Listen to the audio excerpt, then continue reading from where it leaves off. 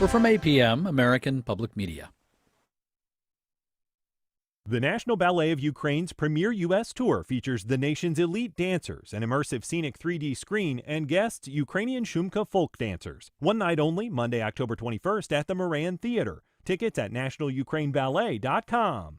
North Florida TPO, proud sponsor of WJCT's First Coast Connect, bringing to the community innovation in transportation planning, commuter services, clean fuels, and intelligent transportation systems. More at northfloridatpo.com.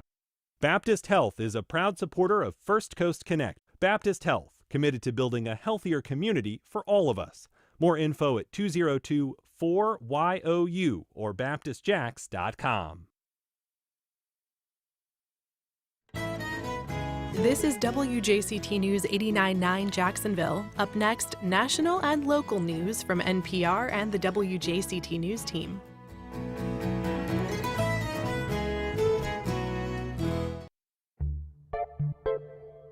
Good morning, I'm Ann Schindler, and on today's First Coast Connect, Hurricane Milton has left Florida, but major impacts will continue throughout the day, and we're covering the storm from all perspectives. First, an updated forecast from longtime First Coast meteorologist Lauren Rautencramp. Then, we ask the mayor of St. Augustine and St. Johns County's chief administrator about where they're seeing the worst of the flooding, wind damage, and erosion. After that, we ask the former director of FEMA what residents can expect now in terms of response and recovery. We also bring you insider advice on how you can best prepare for filing insurance claims.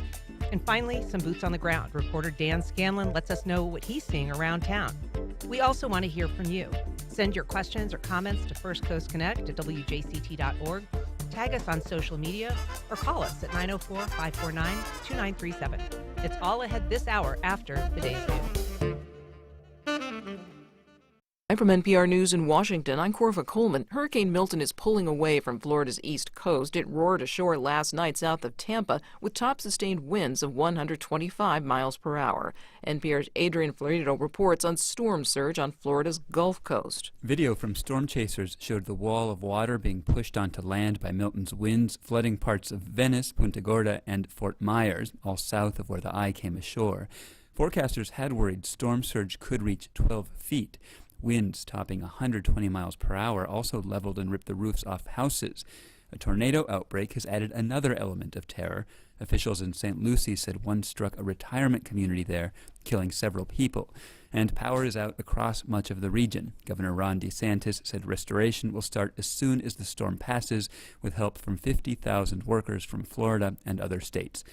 Adrian Florido, NPR News, Sarasota, Florida. Meanwhile, officials in Sarasota and Tampa are urging people to conserve water. They say there have been water main breaks in the cities. Florida Congresswoman Kathy Castor is just outside one of the evacuation zones in Tampa. The day is dawning on a major catastrophe across Florida. It was a very long night, raging winds, blowing rain, power lines going down. We're now awaiting reports on fatalities. She spoke to NPR's Morning Edition. The sheriff of Pinellas County, west of Tampa, says all access points to the county are closed immediately. It's too dangerous. Pinellas County is home to the city of St. Petersburg. That's where the hurricane heavily damaged the roof of the stadium that is home to Major League Baseball's Tampa Bay Rays. The stadium was being used as a staging area for first responders and utility workers. Israel's defense chief warns his country's retaliatory attack against Iran will be deadly and surprising. His comments came shortly after Israeli Prime Minister Benjamin Netanyahu spoke with President Biden yesterday about a potential response to Iran's ballistic missile attack on Israel. NPR's Jackie Northam reports from Tel Aviv. Defense Minister Yoav Gallant said Iran's missile attack last week was a failure, but warned that it would still be avenged by Israel. Gallant promised that Israel's response would be, quote, lethal, precise, and mainly surprising. He said the Iranian regime won't understand what happened, but they'll see the results. There's much speculation here in Israel about when and how Israel will retaliate, whether it might strike Iran's oil fields or nuclear facilities, or launch a cyber attack crippling its banks and infrastructure. The Biden administration acknowledges Israel needs to respond to Iran's attack, but is urging any retaliation be limited in order to avoid a broader regional war. Jackie Northam, NPR News, Tel Aviv. This is NPR.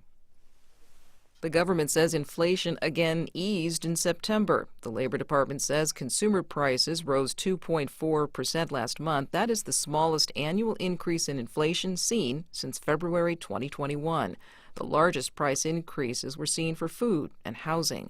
Separately, the government has announced next year's cost of living increase for more than 70 million Social Security recipients.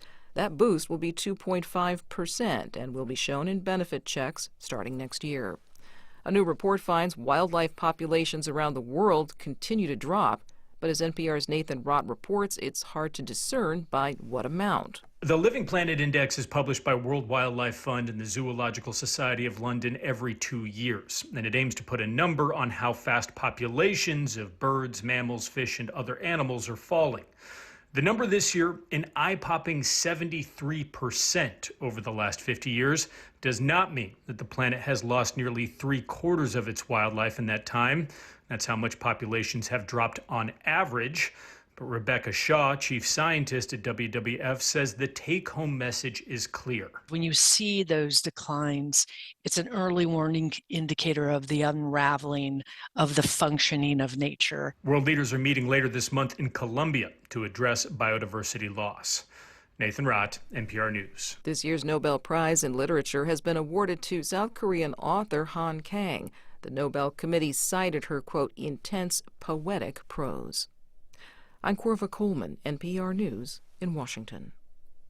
Support for NPR comes from NPR stations. Other contributors include the George Lucas Educational Foundation, creator of Edutopia, dedicated to improving the learning experience for America's students by sharing what works in pre-K through 12 education at edutopia.org.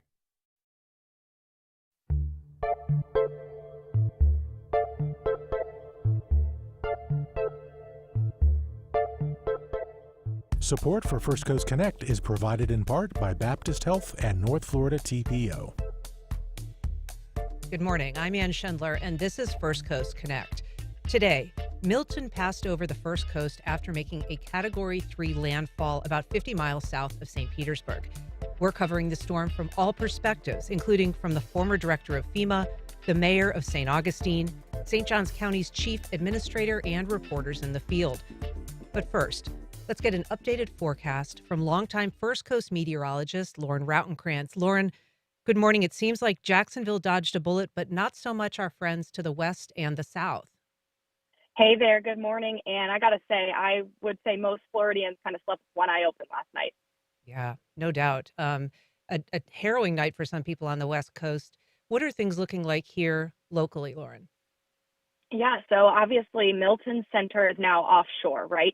But our hazards are going to actually remain today. I would say Duval really, just escaped the worst of it. But we are going to focus again, like we mentioned yesterday, and folks you've been hearing from local officials, St. Johns, Putnam, and Flagler counties, right? So the flooding is going to be something that we're going to watch along with those high winds that are going to be felt throughout the day today. So flooding is going to continue around times of high tide. That St. Johns River is backed up and its tributaries as well. And perhaps, and we could see the water high for weeks, really. The water's going to continue to drain from the south where we had lots of rain in St. Petersburg, for example, 18 inches across central Florida and Orlando. We had very, very heavy rainfall with that northern eye wall. And on top of that, we're headed toward our highest astronomical tide of the year next week, that full moon, which is in the perigee phase, the closest supermoon of the year. Our hunter's moon is October 17th. So something that we're going to watch. And specifically in St. Johns County, we want to mention, or at least I've been in touch with our pals at the National Weather Service in Jacksonville, worked with them for many years, and they say Hastings area, Flagler Estates in southern St. Johns County, where Deep Creek is actually cresting near record levels that were established back in Irma. So we haven't seen these water levels in portions of our St. Johns River and the tributaries for many, many years. It does sound like they're having some severe flooding impacts there, and that those might continue. And we're going to be touching base with the county administrator of St. Johns County in just a little while. Um, First of all, what questions do you think you would have for her? And also, if you can kind of give me an update on the wind situation, because I know that some of those winds are actually going to get worse through the morning. Correct. We're going to have some pretty gusty winds, and most of those, the strongest wind gusts are going to be confined to the coastal areas. So inland locations, mainly west of the St. Johns River, they can kind of take a bit of a sigh of relief, but really areas along the river, along those waterways, the ICW, and along the immediate coast, there are beaches, we're going to have those winds pick up today out of the north. And you think we want to have more of a south breeze, more of a westerly breeze to kind of back those waters out into the Atlantic. And so that north breeze is just going to continue keeping things a little bit more elevated. Our high tide today is really around mid-afternoon, kind of a generic speak for all of Northeast Florida along the river and the coast there. So I would say, debris and or trees or power lines or flooded roadways that we saw overnight, it's going to be a hazard that we're going to see. Generally speaking, for areas that are pretty much, northwest of Duval County, let's say, those north breezes are bringing in some cooler, drier air, and we have sun this weekend. So it's really a totally different story for folks that are, out of that coastal area. And when you talk about the winds, are those primarily a concern for you because of their effects on the water? Or do you think that we're going to be seeing strong enough winds that they're going to continue to damage, as we've seen down in Palm Coast, for instance, the roofs of homes, or possibly bring down trees? Right. I would say the ground is very saturated, so it doesn't take much at this point for some of those weak-rooted trees to, kind of blow over with this continued wind. But the bigger threat is probably the water this point moving forward, and or blowing things around that are already on the ground. In terms of people who've evacuated, we know that there's a lot of local evacuees here on the First Coast that might be wanting to get back to where they left. What is your sense of that? I know we just heard earlier on the radio that, for instance, Pinellas County is basically saying nobody can come in. They're shutting all access points because of the damage in the St. Petersburg area. Yeah, and it's heart-wrenching, truly. I know what it's like. I've got family in St. Petersburg, and they had to pick up and leave, because in Helene, we saw the water up to doorsteps. A lot of people in homes that have never seen flooding ever in their lifetime. And so it is definitely unnerving to not know what's happened. And I understand the sentiment of wanting to get back and kind of get life back to normal. But think about this major hurricane, Florida's third landfalling hurricane so far this year. We've just got to give it a little time for local officials and emergency responders to go out and do what they're trained to do. We've got to get trees off of roadways. There could be power lines still down in portions of the state. And, if you have evacuated to Jacksonville, let's just say, and you are from a place like Tampa or St. Petersburg, I do know people like that. There's a lot of those back roads, and very, very high tree canopies out there. And we've seen a lot of winds and a lot of rain, and we just don't know what's out there just yet. Well, Lauren Rautenkrantz, great to talk to you. Thanks so much for that important update today. We really appreciate it. Absolutely, Ann. And can I say my sandbar report tomorrow, I probably won't be able to do it. Unfortunately, there's too much debris and junk out there. So stay safe, everyone. Yeah, stay safe on the water and maybe avoid it altogether. All right, Ann. Keep smiling, everybody. Be safe, Lauren. Up next, flooding in the ancient city. We get a close-up damage assessment from the mayor of St. Augustine.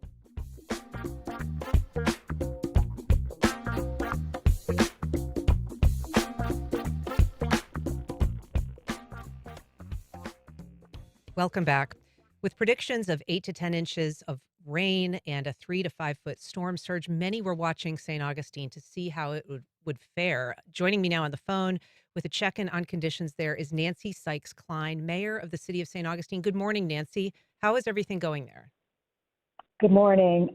Everything is, we actually, were very fortunate last night that the storm passed during low tide. So we did see flooding, but not to the extreme As we are now, as it stands now, there's still flooding in some areas, some of the very low-lying areas. Downtown, we have our traffic signals have been turned off.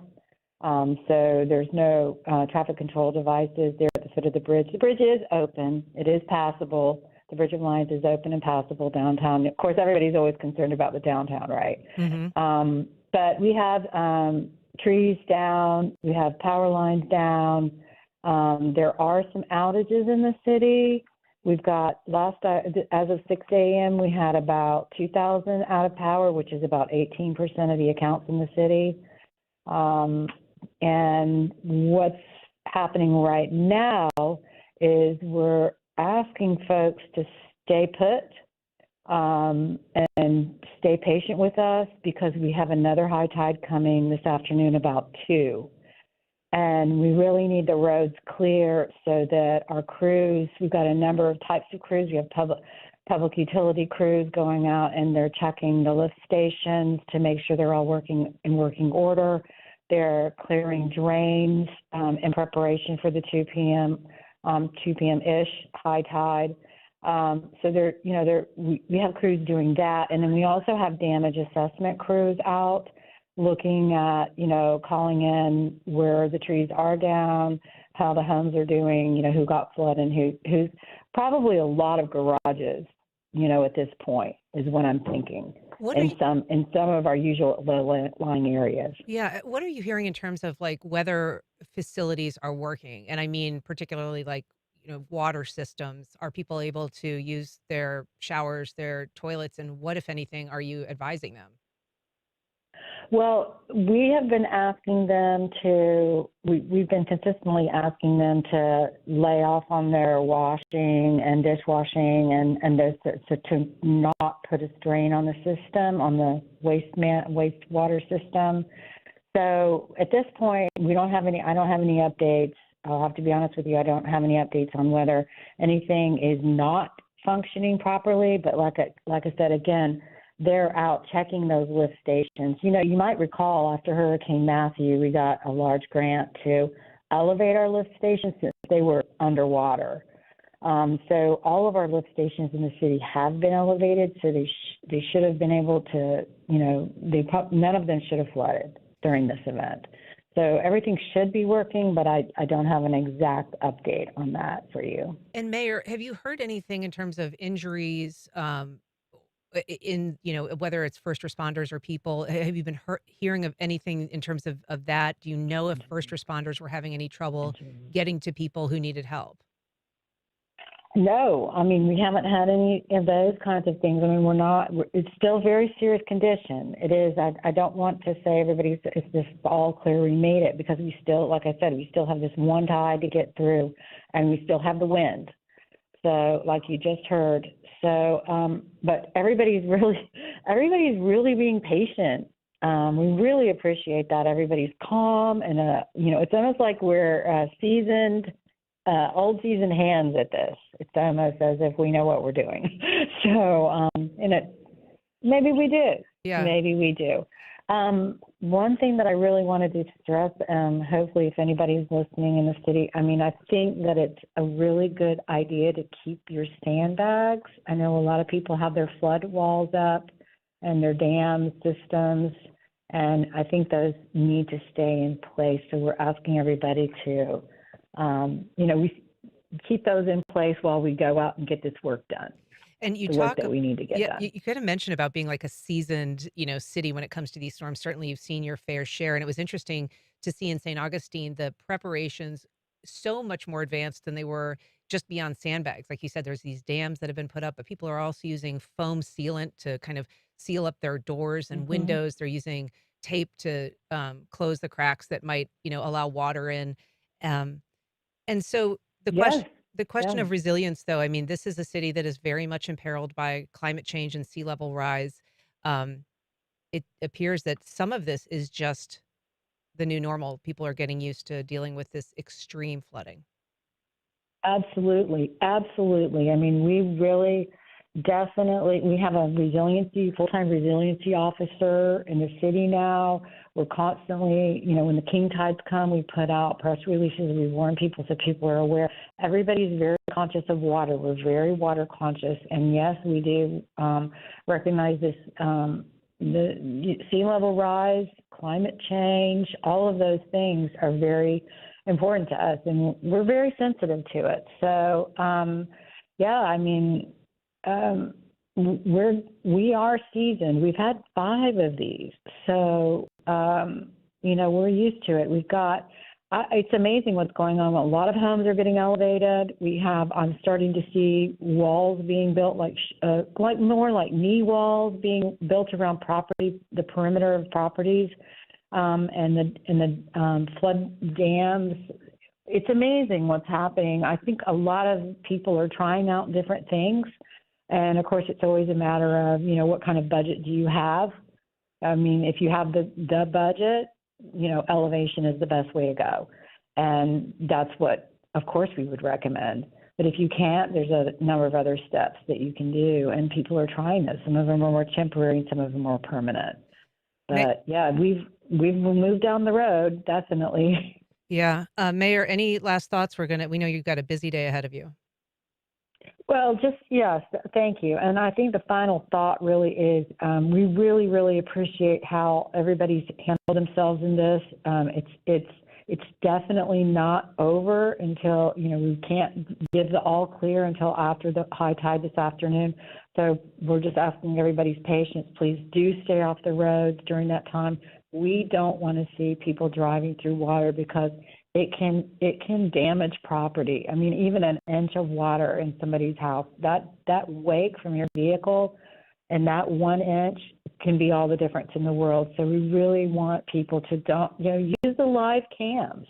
There's a bunch of live cams around downtown. Get on the website and, you can go on my Facebook page and you can look and see. I've got a link up there so you can look at all the live cams and they're all working.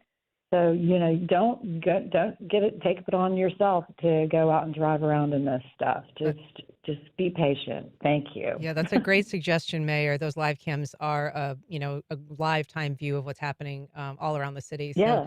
Thank you for joining us this morning, Mayor Sikes-Kline. She's the mayor of St. Augustine, and be safe, please. Thank you.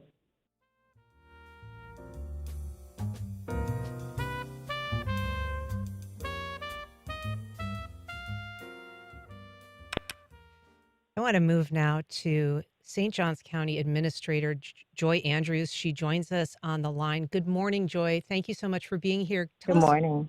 Tell us what you're seeing. What are you hearing about current conditions? We know that St. Johns County, parts of it were very hard hit by Hurricane Milton. Yes. So thank you. Good morning. Well, we're looking at really increasing number of power outage at this time. We started this morning 34, and it started kind of slowly creeping up. Because of the flooding, and the trees are kind of coming down. So we're now looking at roughly 38,000 clients power outage. And in some usual road impassable situation, and, the areas such as Deep Creek, this morning, really at 7 o'clock, we were already measuring 1 inch less than Irma flooding. Some of the mailboxes already underwater around the Deep Creek area. So Flagler State, Hastings, we don't really have any reported injury, which is really great. But just like what the mayor just said, the impassable situation at Davis Shore area, Lincolnville, those areas, our rescue trucks are not able to respond any calls. So high water vehicle is the only thing we can use at this time. And overnight, Flagler County 911 actually went down, so we had to assume they're dispatching also for their emergency event from our dispatching team. So at this time, our evacuation order is still in place. We want to make sure, have the same message out there that we really don't know the condition is safe for people to go back home, and not to mention to drive in those very high water area, and that could potentially create a wake to damage other people's neighbors and houses. So that's kind of what we're looking at. As far as county infrastructure goes, we do have a main sewer pipe line was busted last night on Anastasia Island. So we are actively working on repairing that, and that's in the Mizell Road area. We are talking about the storm impacts from Milton. We are focusing right now on St. Johns County. We're talking to St. Johns County Administrator Joy Andrews. If you have questions or comments, or if you have seen some of the worst of the storm yourself, we welcome your calls and comments. You can reach us at 904-549-2937. You can email us at firstcoastconnect@wjct.org, or you can tag us on social media. Joy, I want to ask you about that. You just said that there has been a sewer break at Mizell Road on Anastasia Island. How significant is that? What kind of quantities of sewage are we dealing with? And does that impact whether people can use their showers, their toilets, anything that would require wastewater? Well, so that really is our main line for the Anastasia Island area. So it is fairly significant. At this time, we have made a decision to not shut the water line down because we still have a lot of residents that did not evacuate and they're still on the island. But we really want to encourage our users on the island, limit the flushing, limit the use of really anything that can bring water into our sewer system. We're looking at probably a few days before we can repair the whole thing. So there is definitely spillage in the area, but we're trying to contain that until we can completely fix the situation. It's very difficult right now to get on, any contractors out there. So we're looking at probably a couple of days. Wow, that's going to be a mess. I want to ask you about the 911 thing. I know you said that Flagler County lost its 911 capabilities, and so St. Johns County is absorbing some or all of that, of those call-ins. So how has that stretched your first responder team there in St. Johns County? Well, they are absolutely. They're very busy. But, we always have these kind of mutual aid agreements with our surrounding municipalities. So we help each other out, and they have sustained bigger damage than we have, but we're managing. All right. Joy, I want to put you on hold just quickly because I want to take a call from John in Palm Valley. Just 1 second while I switch over here. John? Are you there, John? Oh, I guess he's not quite there. All right, I'm back to you, Joy. We are hearing this morning as much as 5 feet of water in Flagler Estates and Hastings. And for people who aren't familiar, that's like the southwestern part of the county. What have you heard from people on the ground there? Are you seeing any images? I know that you said that by Deep Creek, there's, mailboxes underwater. Is that kind of the same situation in downtown Hastings, for instance? Downtown Hastings is just a little farther out, but downtown Hastings has historically always had drainage issues and low line. So yes, that area, I don't know quite, it's up to 5 feet. Our rapid damage assessment is starting now, and our full assessment is probably not going to be taking effect until after high tide, which is 2 p.m. So we'll have a full picture of where everything's are. And remember, if it is flooded now, it may even be more flooded later because of the high tide. So it's now receding. The water is having a hard time to find places to go.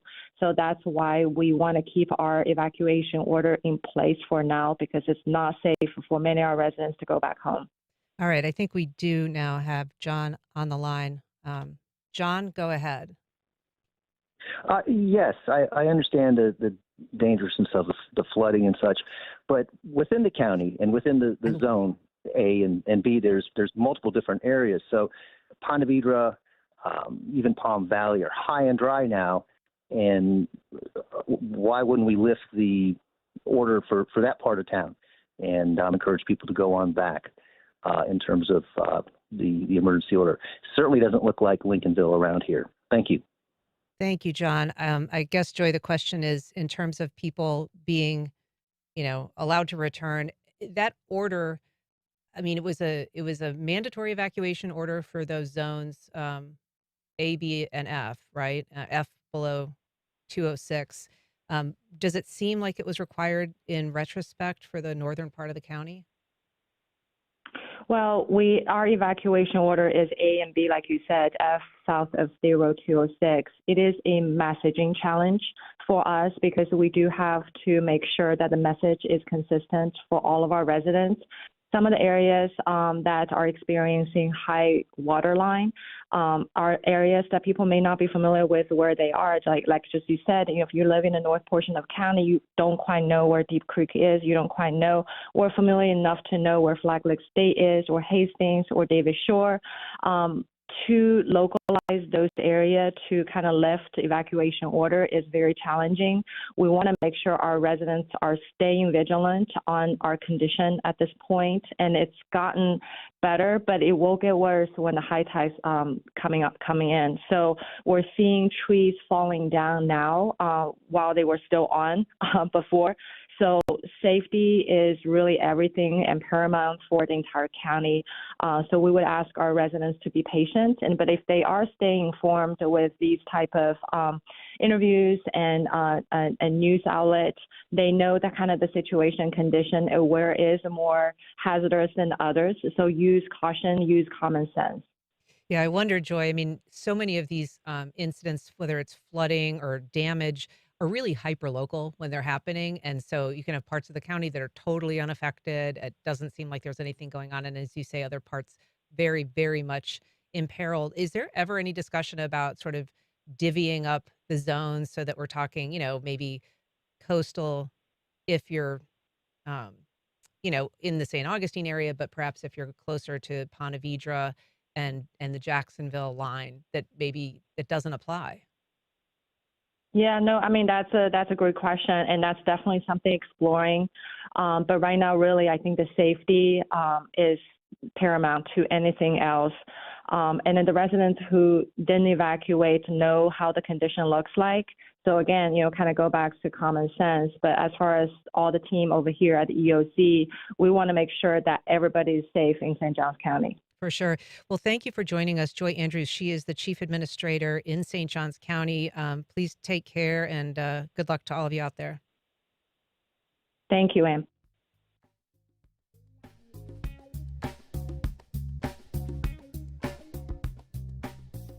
If you're just joining us, we're talking about the damage and recovery from Hurricane Milton. If it's safe to do so, you can give us a call and let us know what you're seeing in your neighborhood. You can reach us on air at 904-549-2937. You can also email firstcoastconnect@wjct.org or reach out on social media. I want to welcome now Jason McNamara. He is the former chief of the Federal Emergency Management Agency, that's FEMA, from 2009 to 2013. He's currently the Director of Emergency Management Operations at the Center for Naval Analysis, a nonprofit security group. Good morning, Mr. McNamara. Thank you so much for being here. Oh, good morning. Thank you for having me. What will you be looking for in a recovery process like this one post Milton? And what should residents expect to see across the state? Well, first, because my former boss, Craig Fugate, may be listening, he was the boss when I was there from 2009 until 2013.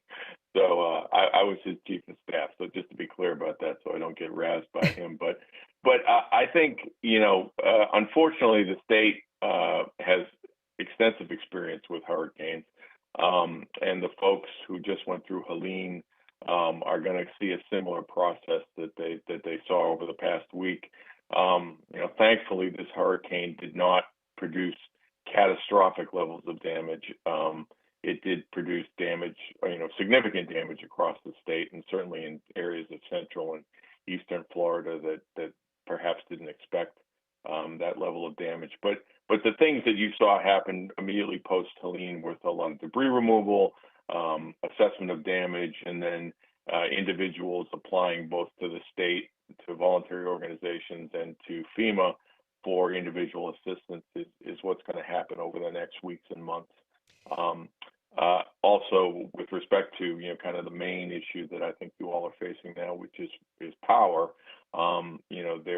There was enormous amounts of pre-staged resources from outside of the state that are moving in right now to try to get that power back on as soon as possible.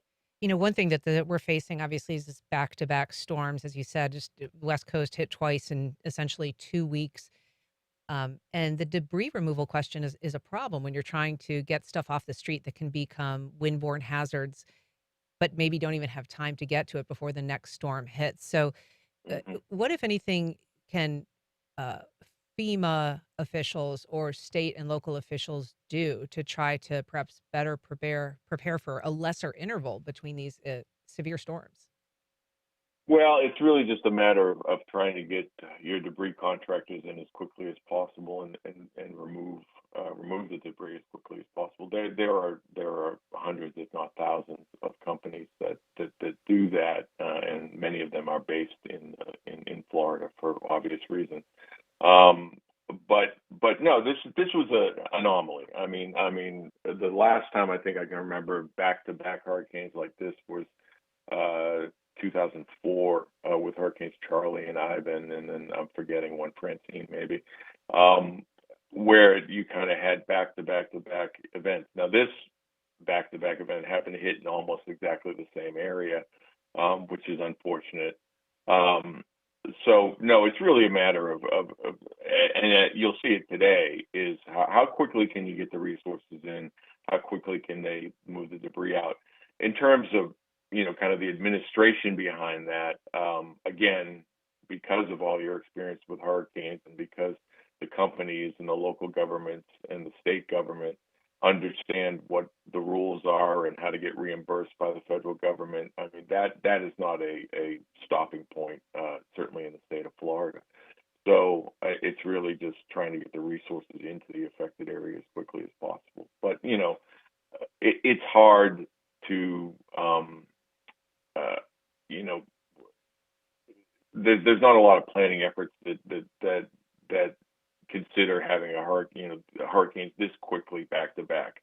It certainly takes more than 1 week to clear all the debris from one storm, no matter how good you are. Yeah.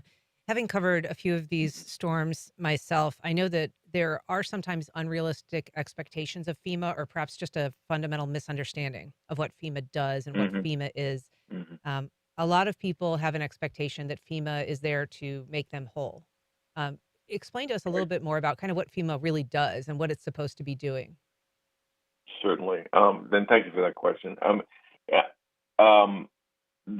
There are specific laws that Congress has passed that determine how much assistance the federal government will pay post-disaster.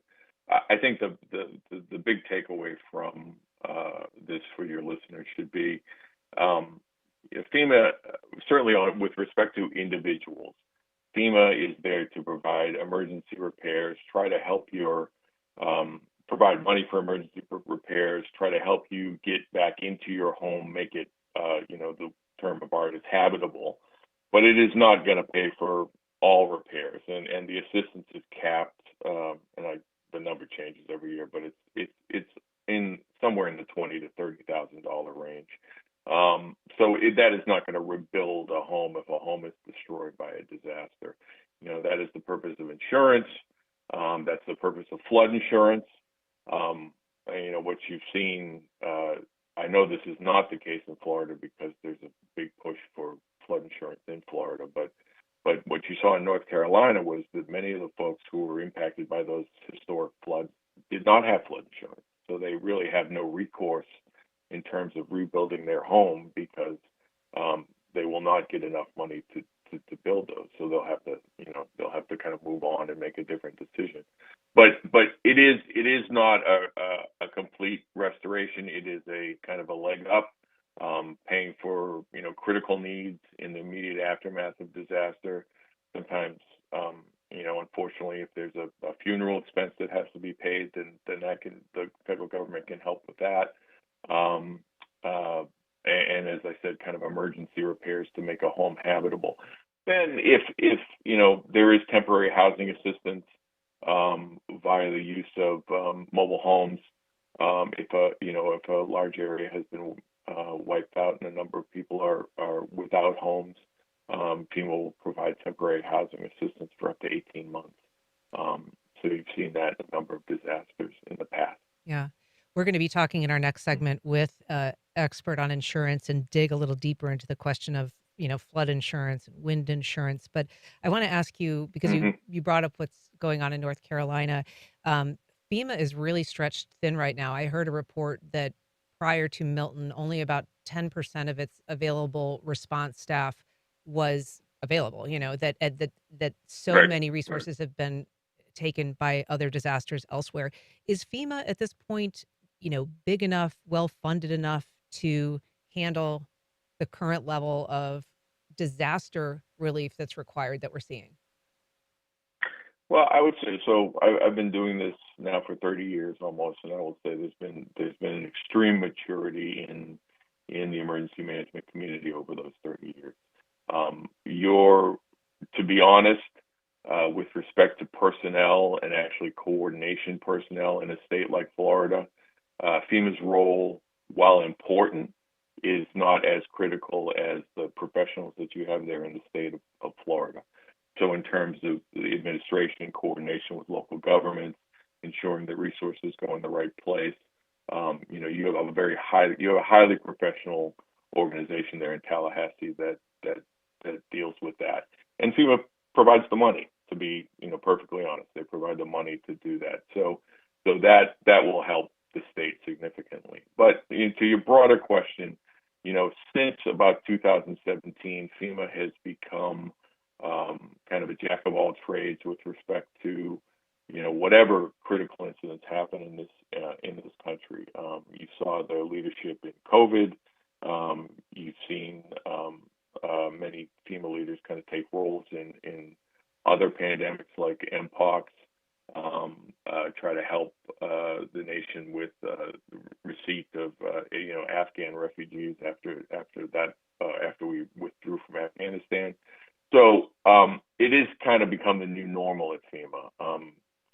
Just as by way of context, I mean, for COVID, they were operational on a disaster for over a year, where they staffed an emergency operations center federally for over a year. So it has become the new normal. There isn't really a disaster season anymore. You used to be able to know when the floods were going to come and when hurricane season was going to happen, but really at any time during the year, you could have a major or close to catastrophic or potentially even a catastrophic disaster. So the short answer to your question is they all understand there that they could be called on at any time.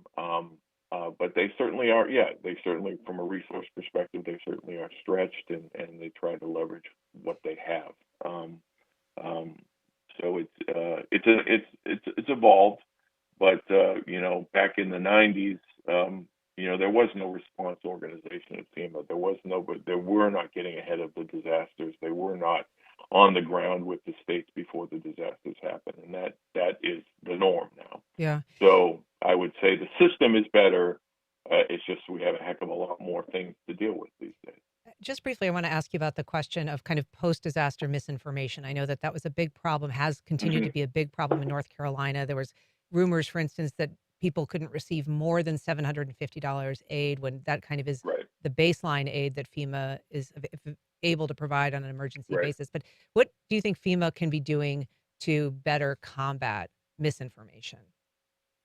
Right. I mean, they are working hard on it now, and there has been a lot of pushback, and there are a lot of FAQs on misinformation, and it is a serious issue. This is not. Folks probably don't know this, but this was happening in Maui after the fires that they experienced about a year ago, where there was a nation state that was actively providing misinformation on those fires. So this is something that we're just going to have to deal with consistently moving forward. And I think there's a few things. Certainly, FEMA can work to combat that as much as possible, and I think they have been doing that. But a lot of this comes down to the individual and what you're reading, and you really need to consider the context of what you're looking at, and is this is this a relative that forwards everything to you, and think about what you're getting and whether or not what the source is. And then, your local government, certainly in a disaster situation, is going to have the best and most up-to-date information about what's going on in your locality. So if you need to kind of default to a source, that is the source I would default to. And then finally, if you get something that's kind of overblown or seems a bit hysterical, think twice about sharing that with other folks. That just understand that there is an enormous amount of misinformation out there. Some people who are actually seeking to cause harm, and some foreign nations that are seeking to cause harm.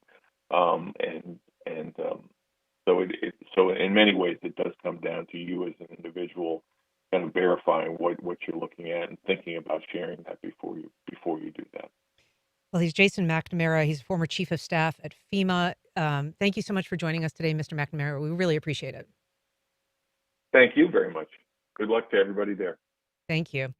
If you're just joining us, we're talking about the damage and recovery from Hurricane Milton. If it's safe for you to do so, give us a call at 904-549-2937. You can also tag us on social media or email us at firstcoastconnect@wjct.org. I want to welcome in now Matthew Carlucci Jr. We know that this can be a Byzantine and frustrating process when it comes to insurance claims. Matt, you are with the Carlucci Agency. Good morning. Thanks so much for joining us this morning. We appreciate it. Yeah, thank you. Thank you for having me. So some people are just now waking up to serious damage. Others will soon be returning to it. What is the first thing that they should do if they are looking for, making an insurance claim or thinking that they might have to? Well, I think probably the best thing to do, if they have already gotten their policy information ready and handy, is file a claim and file it online. If you call, unfortunately nowadays the carriers, they really want you to go online, so there's not going to be a lot of people answering the phones. And the people that are answering the phones are on calls that probably are lasting a little bit longer than usual. So you're going to be on hold for a long time. And, once you get somebody to take your call, they're not going to ask you a lot of questions. They're just going to say, what's your policy number? What's the extent of the damage? And they're going to say, thank you very much. Here's your claim number.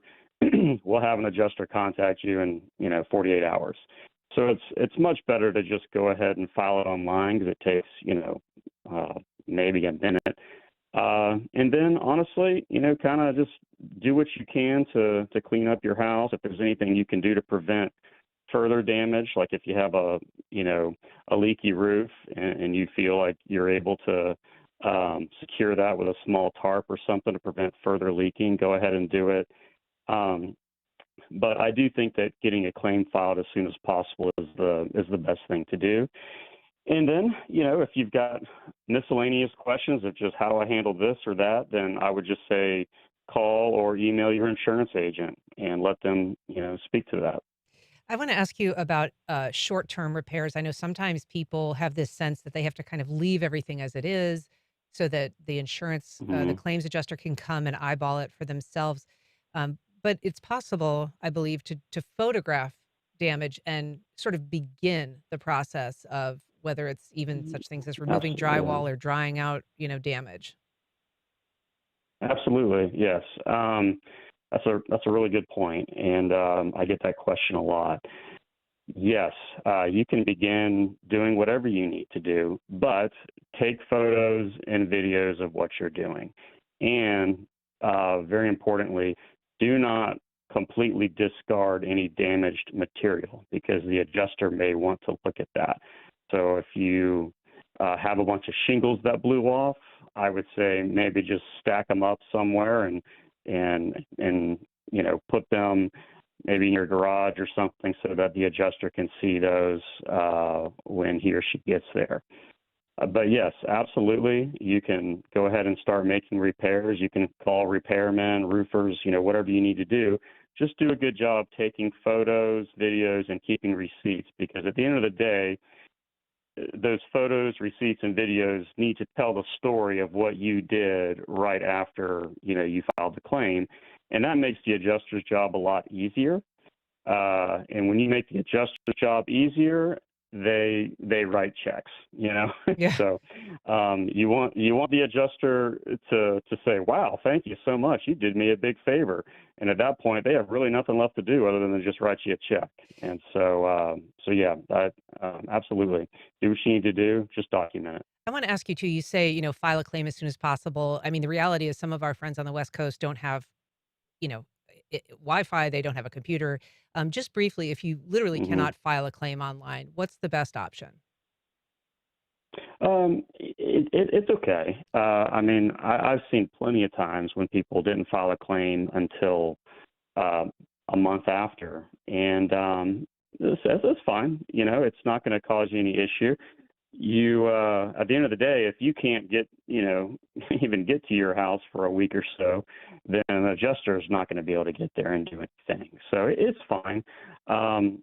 Funnily enough, sometimes because of the way these things happen, you'll have a bunch of people file a claim right away, and of course they're at the front of the line, so their claim gets adjusted, and then there's always this lull period where all of a sudden there's really no claims coming in. And so the adjusters are kind of like, we don't have as much to do. And then all of a sudden you always have another second wave of claims come in. And honestly, those get handled just as quickly. So if you can't file it right away, don't sweat it. Just get to it when you can. All right. Well, Matthew Carlucci Jr., thank you so much for joining us today. We really appreciate it. You're welcome. Thank you for having me. Stick around. Volunteers in Medicine has been providing health care for the working uninsured for over 20 years. With over 200 dedicated medical volunteers, Volunteers in Medicine operates clinics in West Jax and South San Marco. We're committed to a healthier community. More at vimjax.org.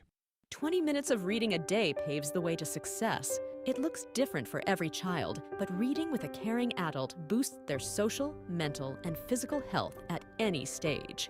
For more information, readjax.org. In 2020, we held a series of voter roundtables. The American president should look at the world through the perspective of America. The impacts of failed immigration policies and climate change policies. He genuinely has the best of the American dream at heart. Some of those voters are coming back to talk about their view of the nominees and the country this time around.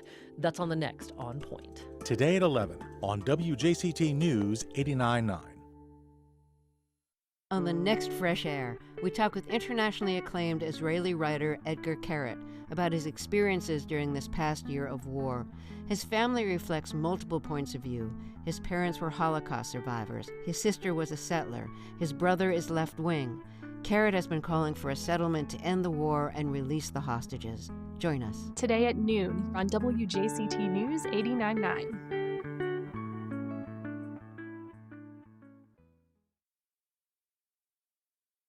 Vice President Kamala Harris appeared on the super popular Call Her Daddy podcast.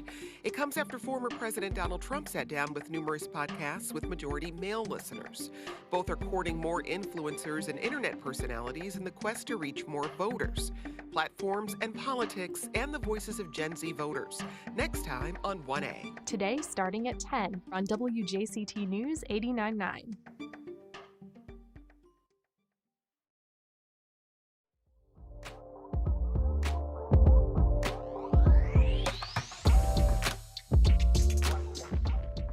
Welcome back.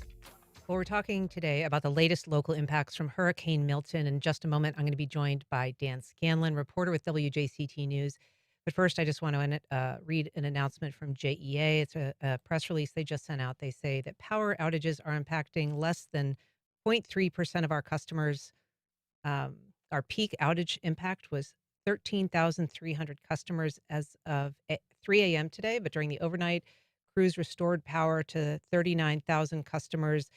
They add, just keep in mind that due to rain and continued wind, that there may be additional power outages, but it sounds like we're in a good place when it comes to at least the Jacksonville folks and the power situation. I'm going to turn now to Dan Scanlan, reporter with WJCT News.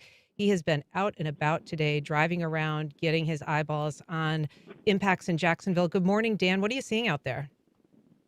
Well, what Lauren was talking about and what the others in St. Augustine were talking about, the high tide has really been pushing some of the creeks The first thing I saw was the Pottsburg Creek boat ramp was flooded into the all-wet sports, went down to Julington Creek, and that's overflowing into the backyards and garages of some homes. The Hood Landing boat ramp is flooded, and then as we go along San Jose and Hendricks, some of those smaller creeks are actually pushing up into seawalls. So that's the high tide concern. It usually happens during king tides and nor'easters. We didn't have a lot of rain last night. We didn't have a lot of wind, but it's affecting those creeks. San Marco Boulevard did not flood even at high tide, but I just talked to the owner of a vape shop who had a second thought about removing his barriers and has decided to keep them in place because another high tide is coming.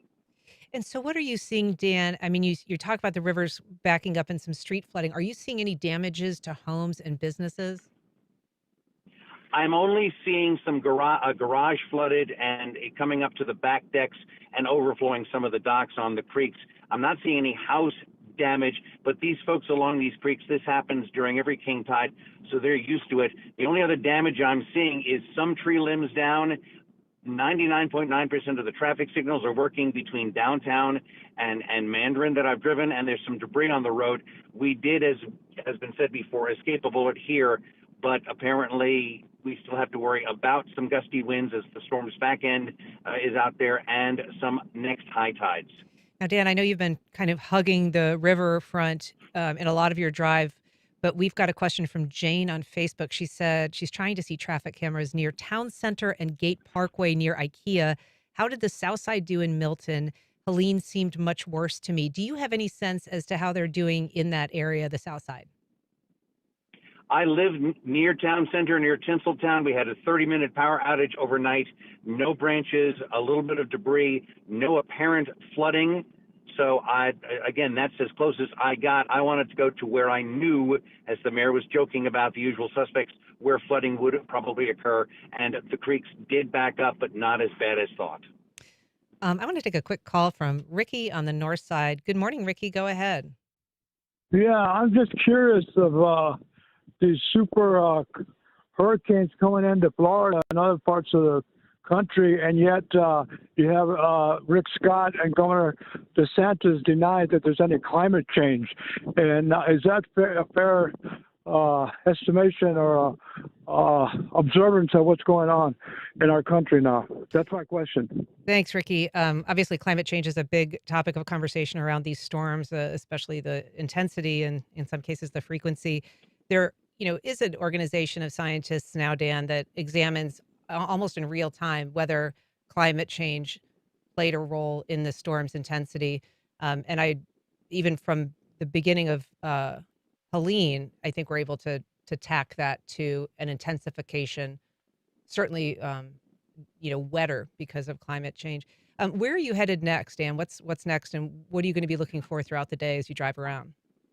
I'm going back down to Mandarin, then I'm going to cut across to Town Center. I'll tell you, this is the third time in a month and a half where I've gotten my feet wet covering storms, and it seems like, just personal experience, we're getting a lot more, and it's a lot wetter, and I'll be intrigued to see what happens in areas when the high tide hits at 3-ish this afternoon, if there's any worse tidal flooding, because all the rain in Orlando is shoving the St. Johns River up. We might get a crest of that at our high tide this afternoon. Yeah, it does sound like they're seeing some of those impacts in St. Johns County. And I know that those high winds, as Lauren Rautenkrantz was saying this morning, could really, we're not seeing the winds from the south as we'd like that would sort of shove that water out of the river into the ocean. It's almost the opposite. We're seeing winds from the north and the northeast continuing. The places that I've looked at today from 6 o'clock this morning are the places that have been flooding a lot of late, but like I did not expect to see Pottsburg Creek overflowing its banks at that parking lot. It was, and that was only due to wind and tide and the shove up the creek from the river. All right. Well, Dan Scanlan, he's out and about. Be safe. Try to keep those feet dry, Dan. Thank you so much. Thanks. Bye-bye. And that's our program. Thank you so much for listening today. If you have feedback or suggestions, we encourage you to send them to First Coast Connect at WJCT.org. If you missed anything, you can catch our rebroadcast at 8 o'clock tonight, and you can find our entire archive on your favorite podcast platform. Join us tomorrow when we talk about the week's biggest headlines From storm damage to storm misinformation on the First Coast Week in Review. I'm Ann Schindler. You've been listening to First Coast Connect on WJCT News 89.9.